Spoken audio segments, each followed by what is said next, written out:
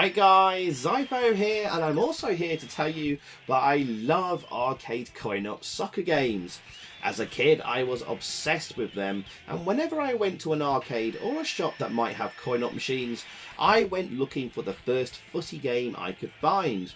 Now, whether you were a fan of the almighty Tecmo World Cup 90, which blew up in arcades at the height of the Italia World Cup fever in 1990, or the first big success that was Tekken World Cup, which was the inspiration for Microprose and Sensible Soccer, or the daft Kick and Run that was oddly popular, or the later, even more daft and crazy Football Champ, which took things to an even higher level, games publishers wanted to emulate their success on the home micros. But more importantly, I was desperate to have my very own Tecmo World Cup or Football Champ on the Amstrad. Sadly though, I was to be disappointed that none of the CPC Footy games really truly reached those heights. And there were many, and I mean many, awful attempts. However, there were still plenty of decent ones. So here today, we're going to take a look at what I think, plus taking various opinions from CPC fans over the years into consideration, what the top 10 Amstrad CPC football games are. So let's kick off with 10th place. The first Paul Gazza Gascoigne licensed footy game was truly abysmal. It was such absolute arse that this was the only game as a kid I was so disappointed by, but I took it back to the shop and demanded my money back. There was no quibble from the guy behind the counter. They knew it was a stinker. The sequel, which no one expected to be any good, turned out to be somewhat decent. Originally first destined for the GX4000, Amstrad's failed console, magazines reviewed it at the time, giving it fairly decent praise. Sadly, it never materialised on the console, and I go into depth about this on my gx4000.co.uk website. However, a cut down version arrived on the humble CPC, and well, it was okay. It has really jolly presentation, plays at a decent speed, looks pretty nice, and the power meter for your kicks works very well, as does the radar of the pitch at the bottom of the screen. However, it's all rather overly simple, and playing more difficult teams, all the coder has done is just simply increase the speed at which they move, rather than their intelligence, which at times is rather lacking. But still, it's fun for a quick blast, and probably even more fun in two-player. International Soccer on the Commodore 64 was a massive hit, and is fondly remembered as one of the earliest and best footy games. Therefore, it's surprising that not many have attempted to emulate its style, at least not until we get near the top spot on this list. But French publisher Logiciels attempted this on the Amstrad with Marius Tresor Foot, or its UK release name of Soccer 86. This comes really close to the greatness of international soccer and adds in some nice touches like national anthems for each of the teams before the start of the match. And when we kick off, all looks and feels fantastic. However, there's one major issue and drawback. That means Foot, or Soccer 86, tumbles down the table. Now, when a player is in control of the football, to balance things out, the game reduces their speed. The problem is, it reduces their speed far too much. So much so, it's like you're running through treacle. What a shame. If it wasn't for that, and it would only require a slight adjustment to remedy this, well, Soccer 86 could have placed a lot higher, but hey ho.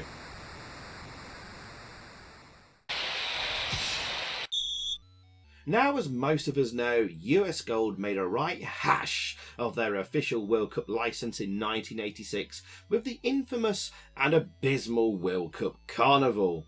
Come the 1990 World Cup, and Virgin Games was handed the official licence, and here's their offering, World Cup Soccer Italia 90. And well, it's infinitely better, which to be honest isn't hard, but still a bit disappointing overall. Now, everything looks very nice with some excellent running animation too. In fact, it's probably the nicest looking footy game on this list. However, the gameplay is lacking. While smooth, it plays too slow, and as for building up nice plays passing the ball around, well, forget it.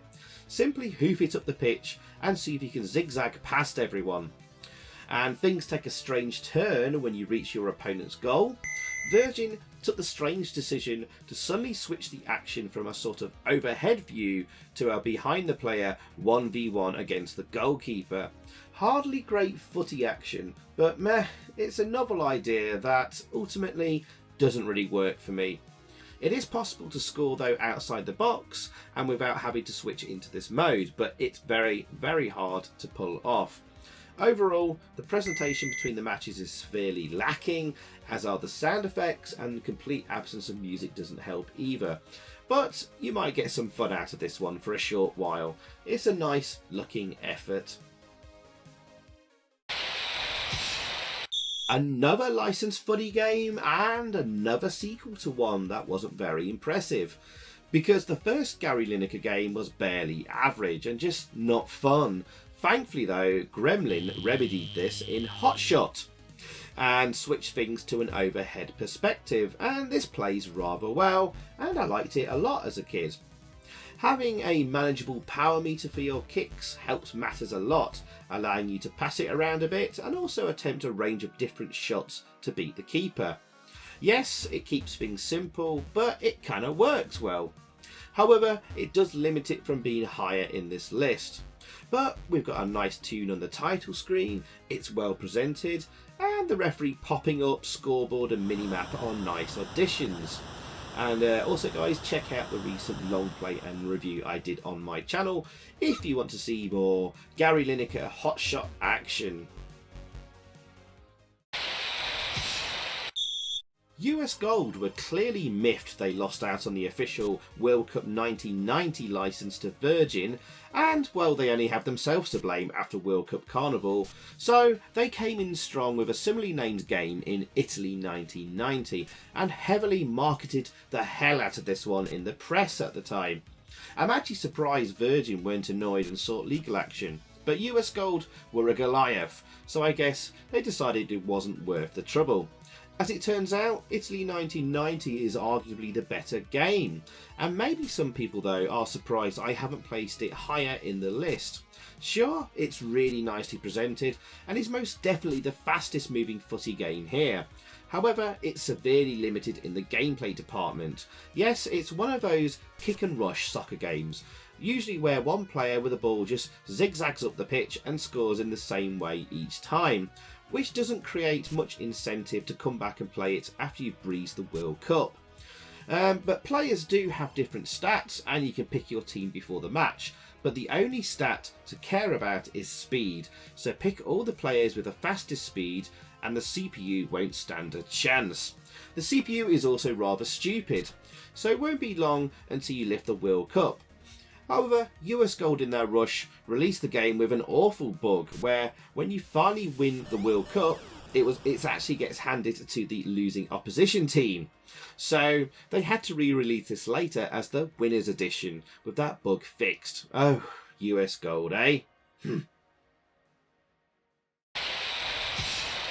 Microprose Soccer on the Commodore 64 is an absolute classic, and if I'm being honest guys, when I saw this running on a neighbour's C64 as a kid, it was the first and only time that I ever got jealous and questioned whether I made the right choice in my Amstrad CPC.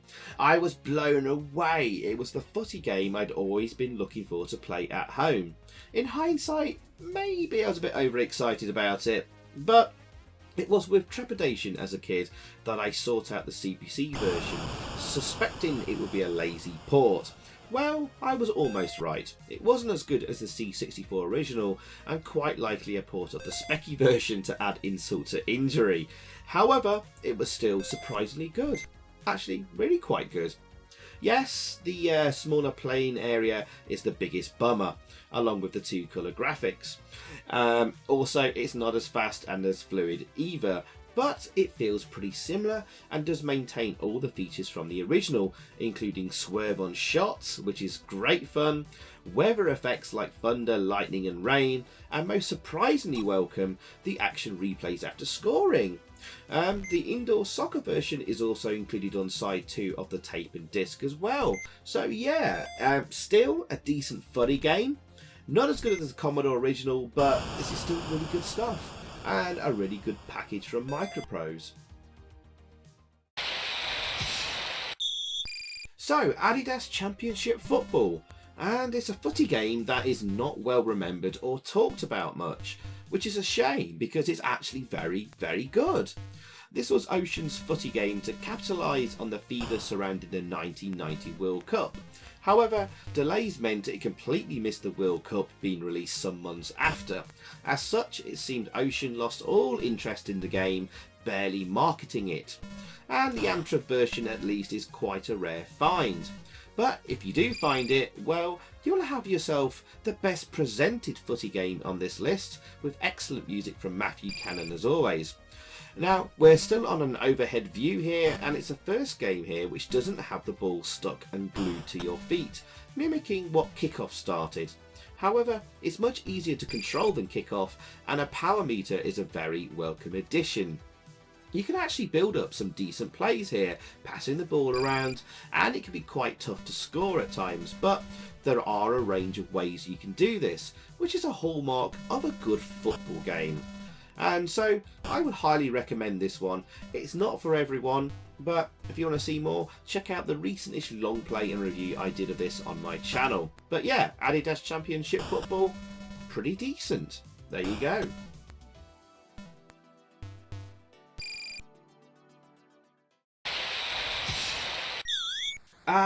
Match Day 2, the classic sequel from John Rittman and Bernie Drummond, those of Head Over Heels fame.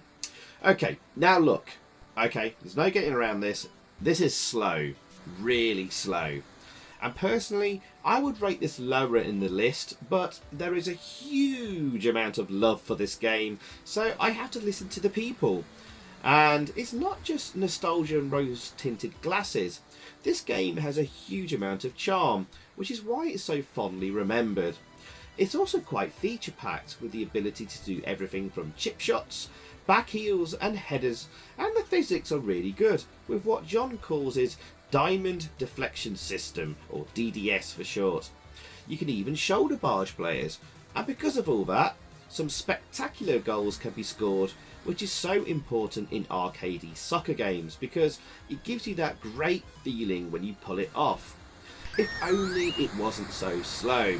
It needs to be nearly twice as fast, and when we put the emulator speed up to 200%, you can see what could have been.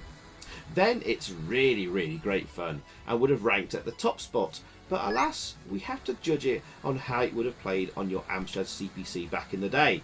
So, third place you go, Match Day 2, but still a real classic football game. So guys, our runner-up is Mundial De Futbol, which Google Translate from Spanish means Soccer World Cup, apparently. And I bet this game is a surprise to many of you, because sadly, this didn't make it out of Spain, and it really should have done, because it would have been a huge hit. And it's a shame therefore many of you wouldn't have come across it or heard of it. Indeed, trying it now, if you don't speak Spanish, you might have trouble getting to the point of actually playing a match. But hey, with Google Translate on hand, you'll be up, running and kicking soon enough. So let's get the main negative out the way first. The frame rate. It isn't great. To get the speed, they're obviously skipping a few frames here, but once you get used to it, this is a fantastic footy game. This is arguably the best arcadey soccer game on the CPC, with the winner coming up shortly, more a simulation. So this, apart from Microprose Soccer and Kickoff 2, is the only game that features the ability to swerve shots, and that's bloody amazing. You can also chip and swerve shots, making for the potential to score some spectacular goals. And so after I discovered that, I fell in love with this game. Passing is also brilliant because if you kick the ball and it's in the direction of a nearby player, it will go straight to their feet, meaning you can do some nice build-up play. And like Adidas, it can be difficult to score, but there are multiple ways to do so. One fun way, for example, is to take it down the wing, cross it over, and your teammates are running into the box. Hopefully, one will connect and smash it into the back of the net. The referee is quite happy to dish out yellow and red cards too. So indeed, if you set the match timer high enough, you can actually, if you're sneaky, end up getting most of the opposition sent off the pitch. It has lovely colourful graphics, decent sound effects, and great all-round presentation, with an opening ceremony animation when you load the game up. Negatives, well, we've already mentioned the frame rate, but the collision detection is also a bit suspect at times, with a seemingly very large square around players for them getting hold of the ball. Otherwise, this is thoroughly recommended, and I hope one day someone translates all the text into English so more people can enjoy this one.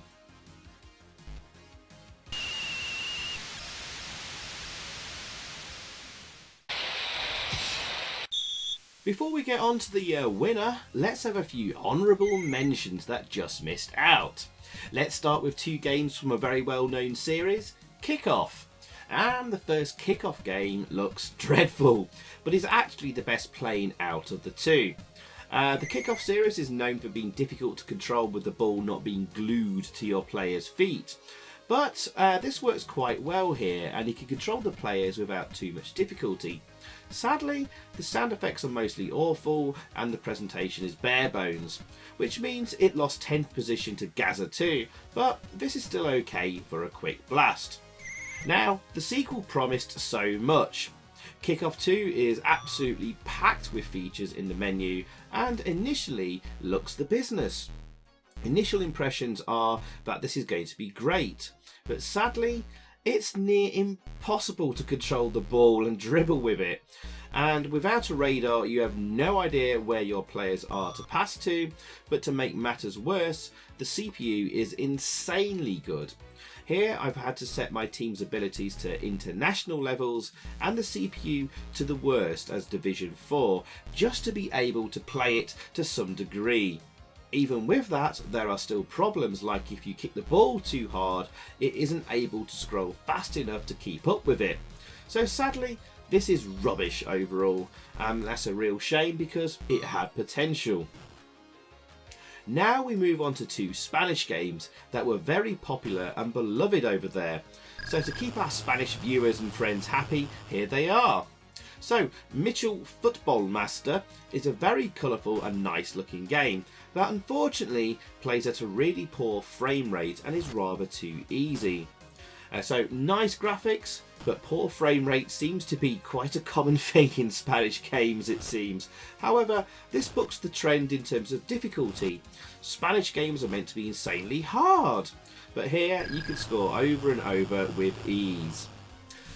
Next is Emilio Butraguno Football, and I'm probably pronouncing that completely wrong. But anyway, just like the previous game, this looks great. Even better in fact, but also has a really poor frame rate. This one's a little tougher and has more features and is quite decent. It's also beloved in Spain, but we have to be realistic. It's not going to hit the top 10 here. But this is fun for a quick kick around.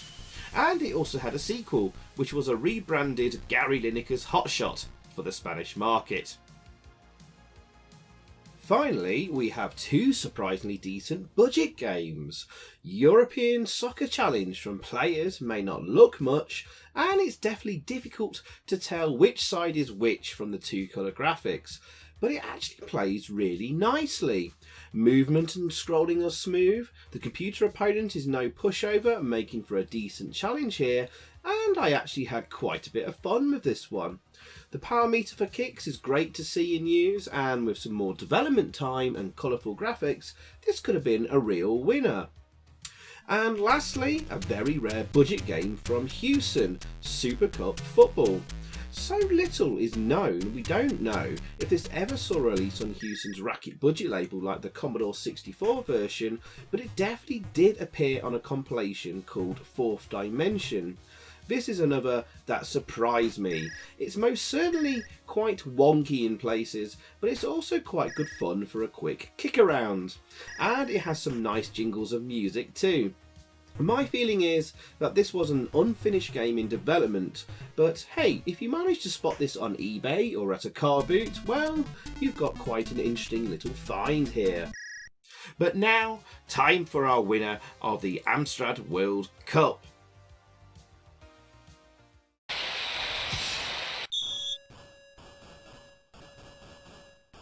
Realistically, there could only be one winner here, and it's Emlyn Hughes International Soccer. And where do we start? Well, there's something unique and special about this game, and it has a feeling that no other has. There's also a lot to learn here. In a way, as mentioned a while ago, this feels more like a simulation than an arcadey soccer game, although it is still definitely very arcadey. Moving your player around is going to take some time to learn, but once mastered, you're going to have great fun being creative here. It's not a perfect game, and it has its own annoyances and quirks. Perhaps the biggest sin is it's not a fast and flowing game, but when you get into gear, it's great. The most fun to be had here is in the creative ways you can score goals, with multiple angles to shoot in at different strengths and being able to chip the ball. For example, check out this beautiful goal. Here's a tip: hold down the fire button, pull back on the joystick, and while still holding fire, quickly push either up or down, then return back to pushing back, and your player will fire a strong lofted ball at what looks like a 15 to 20 degree angle. This results in some very special goals. Now, I'm not a fan of the WIMP-like interface where you have to set everything up, and it takes some time to rename all the players, etc. But it's nice that you can save this to tape a disc for use in the future. What it doesn't do is build excitement for a tournament or league, being rather dry. So some nice music might have made up for that, but alas, oh well. In-game, the lack of colours doesn't help either, but you could brighten things up if you want to by changing the default colours and giving yourself a brighter, more garish green for the pitch, for example. Regardless of little quibbles, Emlyn Hughes is bloody brilliant, and I've spent far more hours on this than any other footy game on the Amstrad. It thoroughly deserves to be top of the table and lifting the trophy of the Amstrad CPC World Cup of Footy Games.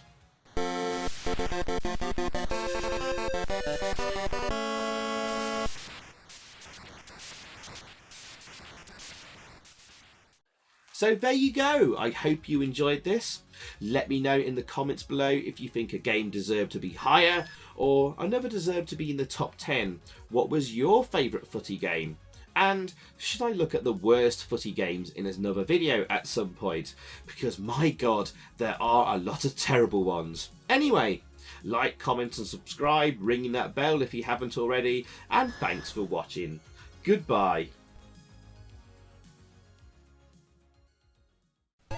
So thanks for watching, guys. I hope you enjoyed that. If you did, please click a like below, leave a comment, and also subscribe if you haven't already. And over that way, there's another video for you to check out. Xyphoe out.